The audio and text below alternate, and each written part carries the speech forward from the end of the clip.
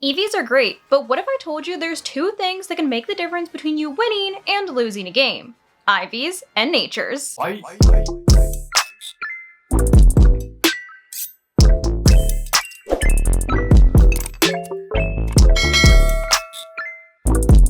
So what exactly are IVs? IVs stands for individual values, and these are hidden stats that are randomly assigned to each individual Pokemon upon acquisition via NPC, catching, or hatching, even if a Pokemon is from the same species, which is why no two Pokemon are alike, as each one has its own stats or potential stats. IVs can range from 0 to 31. The higher the value, the better the stat. And each of your Pokemon's 6 stats is assigned an IV, meaning your HP stat, your attack stat, your special attack stat, your defense stat, your special defense stat, and your speed stat all each get their own IVs. A 6 IV Pokemon, or perfect Pokemon, is a Pokemon that has 31 IVs in all 6 of its stats. Oftentimes, this is a trait that's sought after in Dittos that are used for breeding in order to pass down good IVs to their offspring. We'll touch on this later. But okay, basically, IVs are stats that your Pokemon are born with. But why are they so important in battling? IVs can have a huge impact when it comes to battling, as a Pokemon with 31 IVs will always outclass a Pokemon with, say, 30 IVs. Even if they are the exact same Pokemon, the same level, and even have the same EV investment. Let's look at an example. The easiest way to tell the difference between a 31 IV Pokemon and a 30 IV Pokemon is at level 100. Let's look at two different Chien-Pao. This first one is level 100 and has 31 IVs in speed, and 252 EVs invested into speed as well, giving it a speed stat of 369. Let's compare that to the second Chien-Pao. This one is also level 100 and also has 252 EVs invested in speed, but instead of 31 IVs, it has 30 IVs in speed, giving it a speed stat of 368. This makes the 31 IV Chien-Pao exactly 1 point faster than the 30 IV Chien-Pao, meaning that it'll outspeed the 30 IV Chien-Pao every time. Let's look at another example on the other side of the IV spectrum, since sometimes it's more beneficial to a Pokemon to have 0 IVs in a stat. This is especially true for teams that use a strategy called Trick Room, which is a strategy that involves having the slowest possible Pokemon. We'll go more in depth on these different team types later on in the series. But for now, let's look at these two Amoonguss. This first Amoonguss is level 100 and has 0 IVs in speed and 0 EV investment, giving it a speed stat of 65. Now let's look at this second Amoonguss, who is also level 100, has 0 EV investment in speed, but has 1 IV in speed, giving it a speed stat of 66. This means that the first Amoonguss would underspeed the second Amoonguss every time, which, in a strategy that involves twisting the dimensions and making the slowest possible Pokemon the fastest, means the 0 IV Amoonguss would reign supreme. So, as we can see, this 1 point can literally be the difference between a game-winning turn or losing the battle. Okay, so obviously IVs are important. So how do we get the IVs that we want or need? There are 3 ways to get your desired IVs: breeding, hypertraining, and resetting. The most time-consuming but consistent way to get the IVs you want is through breeding. Like I mentioned earlier, many trainers look for perfect IV Dittos so that they can pass down good IVs to their offspring, since Dittos can breed with every Pokemon, as long as they're breedable. But just like humans inherit genes from their parents, so do Pokemon. Don't worry though, I won't make you do any Punnett squares. However, since just like humans, Pokemon inherit genes from both their parents, this doesn't always guarantee that you'll get 31 IVs in the stats that you want, and will most likely need to hatch a few batches of eggs to get your desired result, especially if you don't have any perfect Pokemon on hand. I do have a more in-depth tutorial on breeding that I made a few years back as well. I'll go ahead and link it here if you're interested in this method. The second but fastest method is hypertraining. Hypertraining your Pokemon essentially ignores the stats they were born with and gives them the stats they could have potentially had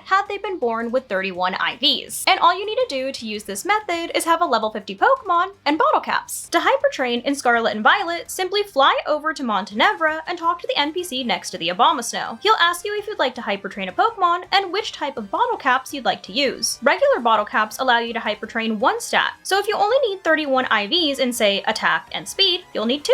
Gold bottle caps allow you to hypertrain all of your stats at the same time, so that you essentially have a perfect Pokemon. One thing to note, however, if you use this method to improve your Pokemon's IVs, the new IVs will not be passed down to the Pokemon's offspring if you use this Pokemon to breed. It will only pass down its original IVs, since hypertraining doesn't actually change your stats. It ignores them and pretends that your stats are better. Lastly, the final method of resetting is a little bit more niche. This method is usually used for in-game, non-breedable Pokemon encounters that you can only have once, like Blood Moon Ursaluna in the Teal Mask DLC. For these situations, simply save your game before the encounter begins, catch your Pokemon, check its IVs, and if they're not your desired IVs, simply turn off the game without saving again and start the encounter over. And just rinse and repeat until you get your desired result. Not the most time efficient, but sometimes it is necessary. In the case of Blood Moon Ursaluna, for example, oftentimes trainers reset until they're able to get a 0 IV Ursaluna in speed. That way, they can add it to their Trick Room teams. So now we know how IVs can affect your Pokemon in battle. But what about natures? Like IVs, a Pokemon will also be randomly assigned one of 25 natures upon acquisition. Think of them as personality traits. Some are helpful, some are harmful, and some do nothing. 20 of the natures will raise one of your Pokemon's stats by 10%, and lower another stat by 10% as well. Let's look at an example. This Chien-Pao has an adamant nature, which means it'll get a 10% boost to its attack, helping it do more damage in battle. But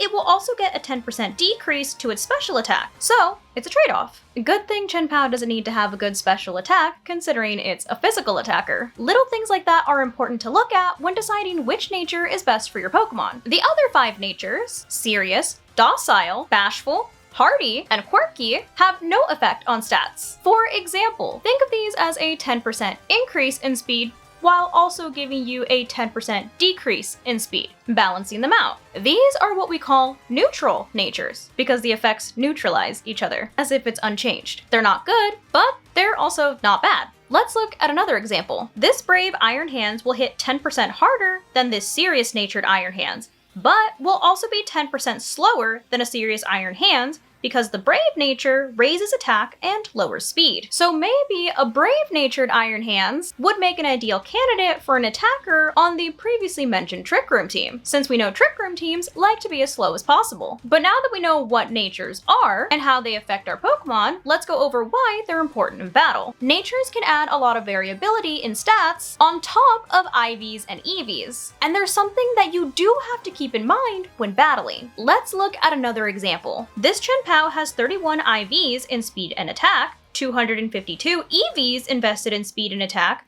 but has an adamant nature, which increases attack but lowers special attack. Chien-Pao number 2 has the same IVs and EVs as Chien-Pao number 1, but a jolly nature, which increases speed and lowers special attack. Notice how Chien-Pao number 2 moves first in battle, while Chien-Pao number 1 does more damage, but moves second. Situations like this arise more often than you would think in competitive battles, and so it's important to keep these situations in mind while making decisions during team building and also during the heat of the battle. As I keep mentioning, one small change may just be the difference between you winning and losing a battle. But for something so small, natures sure do seem to hold a lot of weight. So how do we make sure that we get the nature that we want? There are 2 ways to get your desired nature: breeding and mints. When it comes to breeding natures, it's very similar to breeding for IVs, as the parent Pokemon can pass down their natures to their offspring. Again, this probably isn't the most convenient way to get the right nature, since you'll probably have to hatch a couple of batches of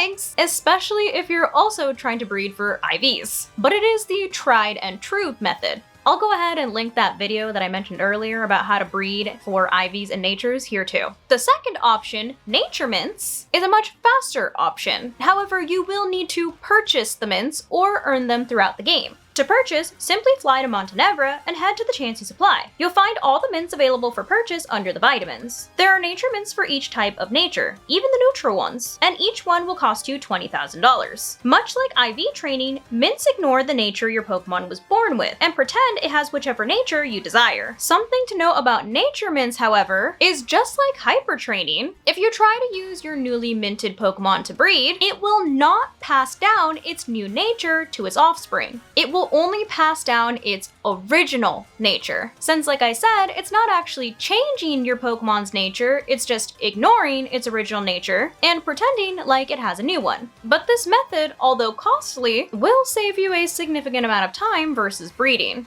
But if you've made it this far, congratulations! You now know how the big three in Pokemon training, EVs, IVs, and Natures, all interact with each other while building your Pokemon and of course during battles. I know it may seem overwhelming at first, but the more practice that you get with building and battling, the easier it'll become. But now that we know the basics, it's time to move on to some new concepts. So stay tuned for the next episode. But that is going to wrap it up for today's episode. Hopefully you guys found this video helpful, and if you did, I kindly suggest you consider subscribing so that I can continue to make content for you guys. And if you were already subscribed and you would like another way to support the channel, feel free to check out the merch store. There is a link down below in the description that takes you to not only my merch store, but also all of my other socials so you can keep up with what I'm doing on a daily basis. But thank you guys so much for watching, and thank you to those of you who have joined the channel as members. I appreciate you all so much. I love you guys, and I will see you in the next video. Bye guys!